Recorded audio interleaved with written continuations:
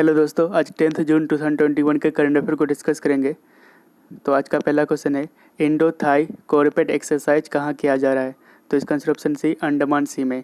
तो Indo Thai coordinated petrol यानी कि कोऑपरेट एक्सरसाइज इंडियन नेवी और थाई नेवी के बीच हो रहा है और ये इस बार 31st एडिशन है। और ये कब से किया जा रहा है? तो इसकी शुरुआत 2005 से हुई थी और इस बार 3 दिन के लिए 9 से 11 जून को अंडमान सी में किया जा रहा है, ठीक है। और इसमें पार्टिसिपेट किए हैं इंडिया की तरफ से INS सरयू, जो इंडिया ने खुद से बनाया है और ये एक ऑफशोर पेट्रोल वेसल है। और थाईलैंड की तरफ से है HTMS कराबी ऑफशोर पेट्रोल वेसल, ठीक है। अच्छा, आपको मैप में यहाँ पे मिल जाएगा, यहाँ पे थाईलैंड है और यहाँ पे अंडमान निकोबार आइलैंड है और यहाँ पे है अंडमान सी, ठीक है। तो थाईलैंड की करेंसी है बात और कैपिटल है बैंकॉक। अगला क्वेश्चन है, हाल ही में किसे नया चुनाव आयुक्त यानी कि इलेक्शन कमिश्नर नियुक्त किया गया है? तो इसका ऑप्शन ए, अनूप चंद्रा पांडे। तो अनूप चंद्रा पांडे ये 1984 बैच के IAS officer, retired IAS officer, इनको न्यू इलेक्शन कमिश्नर अपॉइंट किया गया है। और इसको अपॉइंट कौन किए हैं? तो president of India Ramnath Kovind. तो इलेक्शन कमिश्नर ये एक कॉन्स्टिट्यूशनल बॉडी है और ये आते हैं आर्टिकल 324 में, ठीक है। तो इसका कंपोजिशन देख लेते हैं। तो इलेक्शन कमीशन में 1 चीफ इलेक्शन कमिश्नर होता है यानी कि मुख्य चुनाव आयुक्त, जो अभी प्रेजेंट टाइम सुशील चंद्रा है। और इसमें 2 इलेक्शन कमिश्नर होते हैं और जो अभी राजीव कुमार और अभी रिसेंटली नियुक्त किया गया है अनूप चंद्रा पांडे को, ठीक है। और इनका कार्यकाल 6 साल का या फिर एज ऑफ 65 ईयर तक होता है, ठीक है। अगला क्वेश्चन है, QS वर्ल्ड यूनिवर्सिटी रैंकिंग 2022 में रिसर्च के लिए विश्व की टॉप यूनिवर्सिटी कौन सी है? तो इसका answer option B, IISc Bangalore. तो QS वर्ल्ड यूनिवर्सिटी रैंकिंग 2022 में रिसर्च के कैटेगरी में दुनिया का 1 नंबर यूनिवर्सिटी है IISc बेंगलोर और इनको पॉइंट मिले हैं 100 आउट ऑफ 100। तो याद रखिएगा, रिसर्च कैटेगरी में 1 नंबर पे है पूरे विश्व में IISc बेंगलोर, ठीक है। तो ओवरऑल इंडिया में टॉप किया है IIT मुंबई और इनको ग्लोबल रैंक मिले हैं 177। IIT दिल्ली इंडिया में 2nd पोजीशन में है और ग्लोबल रैंक है 185। IISc बेंगलोर ग्लोबल रैंक मिले हैं 86 और इंडिया की रैंक है 3, ठीक है। तो ओवरऑल ग्लोबल टॉप किया है MIT, जो 1 नंबर पे है और ये MIT USA में स्थित है। ऑक्सफोर्ड यूनिवर्सिटी है UK का, ये दूसरे नंबर पे है। और तीसरे नंबर पे स्टैनफोर्ड यूनिवर्सिटी USA का। अगला क्वेश्चन है, मरमरा सागर यानी कि सी ऑफ मरमरा किस देश में स्थित है? तो इसका आंसर ऑप्शन सी, तुर्की में। तो सी ऑफ मरमरा ये तुर्की में स्थित है, जो कनेक्ट करता है एजियन सी को ब्लैक सी तक। तो ये अभी चर्चा में क्यों है? क्योंकि सी ऑफ मरमरा में सी स्नोट आउटब्रेक आया हुआ है, तो इसलिए ये चर्चा में है, ठीक है। तो सी स्नोट, तो ये होता क्या है? तो ये ऑर्गेनिक मैटर का एक थिक स्लाइमी यानी कि कीचड़ का लेयर होता है। तो ये कैसे बनते हैं? जब वाटर में उपस्थित आल्गी यानी कि शैवाल के लिए अत्यधिक न्यूट्रिएंट्स यानी कि पोषक तत्व बढ़ जाता है, तो इसके कारण सी स्नोट का निर्माण होता है, ठीक है। तो वाटर में अत्यधिक न्यूट्रिएंट्स का बढ़ जाना ये किसके कारण होता है? तो वाटर पोल्यूशन के बढ़ जाने से, climate change and global warming के कारण वाटर में न्यूट्रिएंट्स बढ़ जाते हैं, ठीक है, जिसके कारण सी स्नोट का निर्माण होता है। तो सी स्नोट ये डैमेज कर सकता है मरीन इकोसिस्टम को। अच्छा, फर्स्ट टाइम इसको देखा गया था 2007 में इन एजियन सी।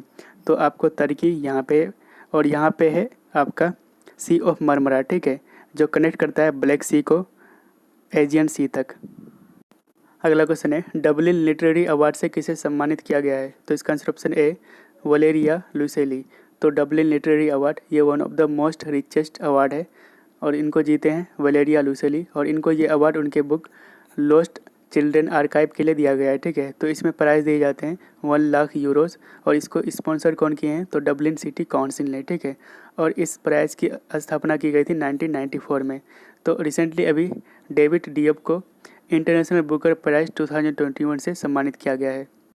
अगला क्वेश्चन है, फेसबुक के शिकायत अधिकारी यानी कि ग्रीवेंस ऑफिसर किसे नियुक्त किया गया है? तो इसका आंसर ऑप्शन सी, स्फूर्ति प्रिया को। तो recently new information technology intermediary guidance and digital media ethics code rule 2021 के अनुसार वैसे सोशल मीडिया प्लेटफॉर्म जिसके यूज़र 5 मिलियन यानी कि 50 लाख से ज़्यादा है, तो उनको 3 अपॉइंटमेंट करने होंगे। उसमें से एक होंगे ग्रीवेंस ऑफिसर यानी कि शिकायत अधिकारी, दूसरे होंगे नोडल ऑफिसर एंड तीसरा होगा चीफ कंप्लायंस ऑफिसर यानी कि अनुपालन अधिकारी, ठीक है। अगला क्वेश्चन है, टोक्यो पैरालंपिक्स में प्रवेश करने वाली पहली भारतीय ताइक्वांडो खिलाड़ी कौन बनी है? तो इसका आंसर ऑप्शन ए, अरुणा तानवर। तो अरुणा तानवर ये फर्स्ट इंडियन ताइक्वांडो प्लेयर है जो टोक्यो पैरालंपिक्स में एंट्री की है। तो ताइक्वांडो ये एक मार्शल आर्ट है और अरुणा तारवर को एंट्री मिली है थ्रू वाइल्ड कार्ड। अगला क्वेश्चन है असोम रत्न अवार्ड की शुरुआत कब की गई थी? तो इसका आंसर ऑप्शन बी 2009 को। तो असोम रत्न अवार्ड ये हाईएस्ट सिविलियन ऑनर है असम का और इसको हर 3 साल में दिया जाता था। तो ये अभी चर्चा में क्यों है? क्योंकि रिसेंटली असम के कैबिनेट ने इस अवार्ड को यानी कि असम रत्न अवार्ड को हर साल देने की बात कही है और इसमें हर साल एक व्यक्ति को 5 लाख रुपया प्राइज़ दिए जाएंगे। ठीक है, तो इसके अलावा 3 नए प्राइज़ की यानी कि अवार्ड की घोषणा की है। तो पहला है असम विभूषण और इसमें 3 व्यक्तियों को हर एक व्यक्ति को 3 लाख रुपये मिलेंगे। दूसरा है असोम भूषण, इसमें 5 व्यक्ति को हर एक व्यक्ति को 2 लाख रुपया मिलेंगे। असोम श्री 10 लोगों को और हर एक को 1 लाख रुपया मिलेंगे। ठीक है, अच्छा फर्स्ट विनर कौन थे असम रत्न अवार्ड के? तो इसका आंसर आप कमेंट में ज़रूर बताइएगा। ठीक है, अगला क्वेश्चन है बिटकॉइन को लीगल टेंडर बनाने वाला पहला देश कौन बना? तो इसका answer option B El Salvador.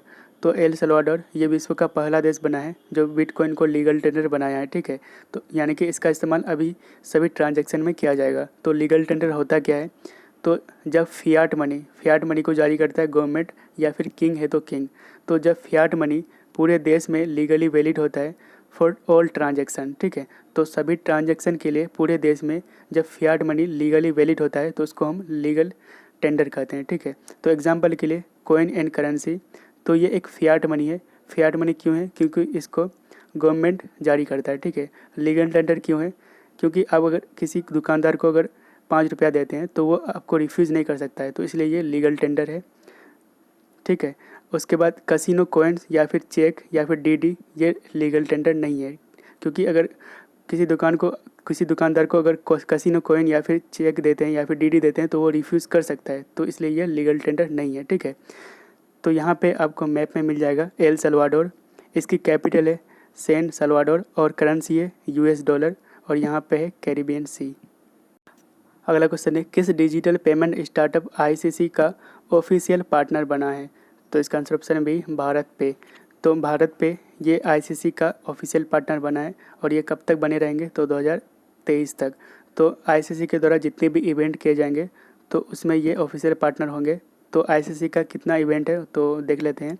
तो आईसीसी वर्ल्ड टेस्ट चैम्पियनशिप 2021 ये कहाँ किए जाएंगे? तो यूके में।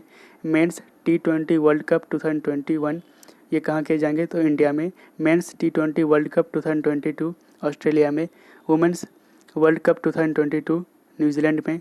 Women's T20 world cup 2022 South Africa में। मेंस क्रिकेट वर्ल्ड कप 2023 ये इंडिया में। तो इतना याद रखिएगा ये सब कहाँ किया जाएगा। ठीक है, अगला क्वेश्चन है सुनील छेत्री का संबंध निम्नलिखित में से किस खेल से है? तो इसका आंसर ऑप्शन सी फुटबॉल से।